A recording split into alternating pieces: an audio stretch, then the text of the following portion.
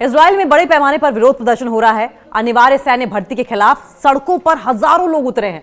अब इजराइल की जनता इस वक्त बेंजामिन नेतन्याहू के खिलाफ जमकर नारेबाजी कर रही है, सड़कों पर उतर रही है। इजराइल की सड़कों पर बुधवार को हजारों हरेदी, अति रूढ़वादी जिन्हें कहा जाता है, यहूदियों ने सेना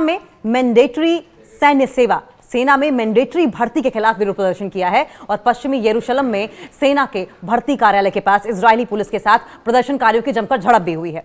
इजरायली सोशल मीडिया अकाउंट्स की अगर बात करें तो वहां पर जो फुटेज पब्लिश की गई थी उसमें प्रदर्शनकारियों को और मिलिट्री अड्डों को, मिलिट्री बेसिस के पास एक सड़क को रोक दिया गया, अवरुद्ध करते हुए उन्हें तितर बितर करने का प्रयास किया गया। पुलिस अधिकारियों के मुताबिक, जो वहां पर पुलिस ऑफिशियल्स मौजूद थे, उनके मुताबिक वहां के जो लोग थे वो झड़प करते हुए दिखाई दिए। और ये सब कुछ क्यों हो रहा था? वो इसलिए हो रहा था क्योंकि जबरदस्ती युवाओं को सेना में भर्ती किया जा रहा था। अब इसको सोचिए जरा, एक तरीके से एक लोकतांत्रिक देश जहां लोग लोकतंत्र बचाने निकल चुके हैं, उसी देश में अचानक ऐसा नियम आ जाए कि सेना में जाना जिम्मेदारी नहीं बल्कि लगभग जबरदस्ती बन जाए। सेना में जाना तो जिम्मेदारी होना चाहिए, लेकिन उसको थोपा जाए, जबरदस्ती बन जाए। ठीक वैसे ही जैसे कोई कहते हो कि भाइयों अब रंग नहीं है, अब वर्दी है। और वो वर्दी तो सिर्फ एक वर्दी नहीं, एक सिंबोलिज्म है, एक प्रतीक है। प्रतीक इस बात का कि अगर तुम हटकर कुछ सोचोगे, कुछ कहोगे, नहीं भाई पहले वर्दी ले आओ फिर बोलने की हिमाकत करना। तो चलिए इसको इस तरीके से समझते हैं। बेंजामिन नेतन्याहू का अगर इस नाटक की बात करें तो कथानक लगातार जारी है, ये ड्रामा चल ही रहा है। मैं देश बचा रहा हूं, लगातार वो कहते हैं मैं देश बचा रहा हूं, मैं आतंक खत्म कर रहा हूं, मैं वर्दी वालों की पीठ थपथपा रहा हूं। पर लोग गली मोहल्ले से कह रहे हैं भाई तुमने हमसे पूछा भी नहीं कि ये वर्दी हमें कब तक पहननी है, किस लिए पहननी है, और सवाल ये कि किसके खिलाफ पहननी है, हमें वर्दी पहना क्यों रहे हो। वहीं गजा में जो हो रहा है उस पर भी सवाल खड़े हो रहे हैं। युद्ध जारी है, तबाही है, घरों पर बम है और आग कहीं भी लग सकती है। लोग कह रहे हैं कि हमारी वर्दी बीच में है, हमारा सिर नीचे है, पर तुम कहोगे कि ये तो देश का दायित्व है। और अंदर के घर में नागरिक एक एक सवाल कर रहे हैं, अगर हमारा बेटा गोली खाएगा, हमारा भाई वापस नहीं आएगा तो कौन दायित्व उठाएगा।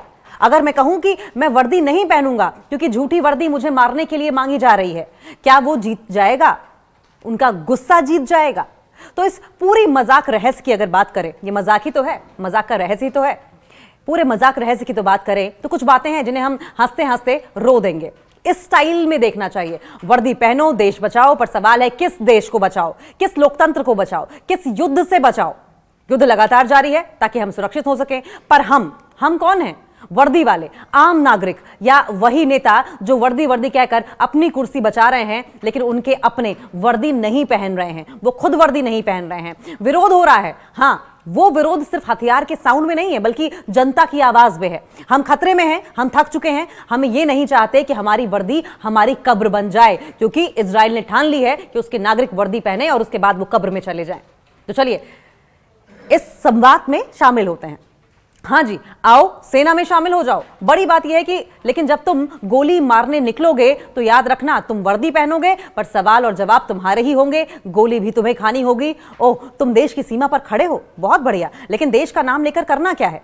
बताओ कि तुम उस नाम के रिप्रेजेंटेटिव, प्रतिनिधि हो या सिर्फ एक झंडा सी लगाकर फोटो खिंचवाने वाले हो। और जब तुम अंदर घर में बैठकर कहोगे कि मैं देश के लिए कुछ कर रहा हूं, तब याद रखना मुझे भी कुछ ही चाहिए कि तुम रास्ता पूछकर तुम्हें जाना होगा। मैंने तुम्हारा वर्दी नहीं जाना, वचन लिया है, और ये वचन का मतलब ये होगा मौत। इजराइल बिल्कुल यही चाहता है। घर का मतलब यह हुआ कि घर में रहने वाले जो वारिस हैं, लोग हैं, वो बचेंगे नहीं। घर के एक एक दीपक अगर बुझ जाएगा तो सवाल यह है कि तो लड़ाई लड़ेगा कौन और किसके लिए? कौन से देश के लिए? कौन से अपनों के लिए? कौन सी जनता के लिए? तो इस तरीके से ये देश राष्ट्र वर्दी विश्वास पसनों का कार्निवल बन चुका है। ये देश जो है वो राष्ट्र, कंट्री, वर्दी, यूनिफॉर्म और ट्रस्ट, ये तमाम सवाल ऐसे हैं जिनका कार्निवल बन चुका है, जहां पर वर्दी यानी यूनिफॉर्म और देशभक्ति, पैट्रियोटिज्म सिर्फ टैगलाइन नहीं है बल्कि ऐसा शब्द जाल बन गया है जिसमें असली सवाल छिप गए हैं। और हाँ, एंड में एक सलाह यह भी है कि अगर तुम वहां हो, मत भूलना कि वर्दी पहनना जितना आसान हो जाता है उतनी मुश्किल हो जाती है जब तुम खुद से पूछने लगोगे कि क्या मैं यूनिफॉर्म के पीछे जा रहा हूं या वर्दी मेरे पीछे चल रही है, मुझे चेज कर रही है वर्दी। हजारों अतिरूढ़ीवादी यहूदी पुरुषों ने काले कपड़े पहने हुए गुरुवार को यरूशलेम में सैन्य भर्ती के विरोध में रैली निकाली। ये एक ऐसा मुद्दा है जिसने इजराइल के दक्षिणपंथी सत्तारूढ़ गठबंधन में बड़ा टेंशन पैदा कर दिया है। कुर्सी की सुरक्षा अभियान की अगर बात करें तो नेतन्याहू नई युद्ध नीति अपना रहे हैं। इजराइल के प्रधानमंत्री बेंजामिन नेतन्याहू आजकल एक बहुत ही महान मिशन पर हैं। देश की नहीं, अपनी कुर्सी की रक्षा करने में जहां बाकी दुनिया राष्ट्रीय सुरक्षा की बातें करती है, वहीं नेतन्याहू ने राजनीति में नया ट्रेंड सेट कर दिया है। पद सुरक्षा नीति। कुर्सी पहले, देश बाद में। गाजा में बम गिरे या जनता के दिल में गुस्सा फूटे, नेतन्याहू के लिए असली युद्ध मोर्चा तो यरूशलेम की सड़कों पर है, जहां लोग नेतन्याहू गो होम के नारे लगा रहे हैं। पर साहब को क्या है, वो तो मानो सोच चुके हैं कि अगर जनता घर से बाहर निकली है तो किसी राष्ट्रीय सुरक्षा खतरे का हिस्सा ही होगी।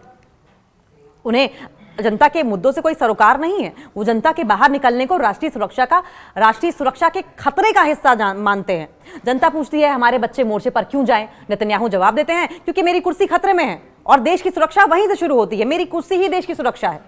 गजा राजनीतिक धुआं मशीन बन चुका है। इस वक्त गजा में जारी हमला अब राष्ट्रीय रणनीति से ज्यादा राजनीतिक धुआं मशीन हो गया है। लगने लगा है ताकि अंदर की आंच यानी विरोध प्रदर्शनों का धुआं जो है वो बाहर ना निकले।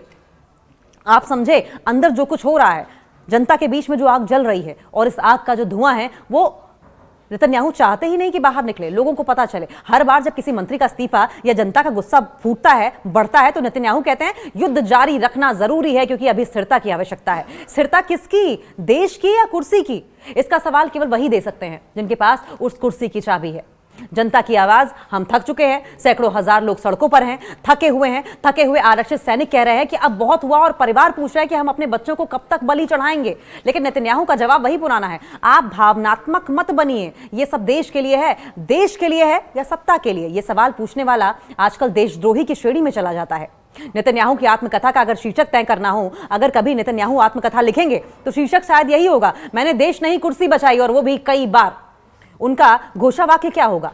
वो भी बहुत सुंदर लगेगा, जब तक मैं प्रधानमंत्री हूं तब तक इजराइल सुरक्षित है, और अगर मैं नहीं रहा तो सब कुछ असुरक्षित हो जाएगा। लोकतंत्र के साथ साथ लोकतंत्र भी असुरक्षित हो जाएगा। नेतन्याहू का शासन अब एक पुराने टीवी सीरियल की तरह लगने लगा है। कहानी वही, किरदार वही, बस हर एपिसोड में राष्ट्रीय संकट का नया ट्विस्ट। फर्क सिर्फ इतना है कि इस सीरियल की टीआरपी जनता नहीं, सत्ता की भूख तय करती है।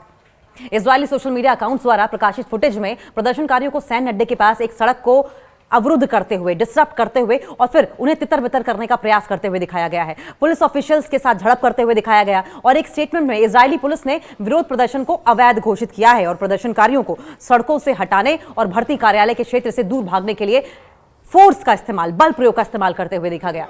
इजरायली आंकड़ों के मुताबिक सैन्य सेवा में भर्ती के लिए हजारों यहूदियों से अनुरोध किया गया था, लेकिन उनमें से केवल दर्जनों हरेदी यहूदी ही भर्ती के लिए अपीयर हुए। 7 अक्टूबर 2023 से गजा में चल रहे युद्ध, पश्चिमी तट पर सैन्य छापे और लेबनानी समूह हिजबुल्लाह के साथ सीमा पार झड़पों के कारण सेना को महीनों से कर्मियों की कमी का सामना करना पड़ रहा है।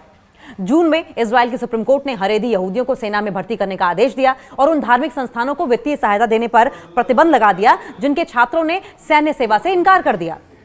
हरेदी यहूदी इजराइल की लगभग 9.9 मिलियन की पॉपुलेशन है और लगभग 13%, और वे सेना में सेवा नहीं करते बल्कि अपना जीवन टोरा के अध्ययन के लिए समर्पित करते हैं। इजरायली कानून के मुताबिक 18 साल से ज्यादा आयु के सभी इजरायलियों के लिए सेना में सेवा करना मैंडेटरी है, और हरेदी को छूट देना डेकेड से एक विवादास्पद मुद्दा बना हुआ है।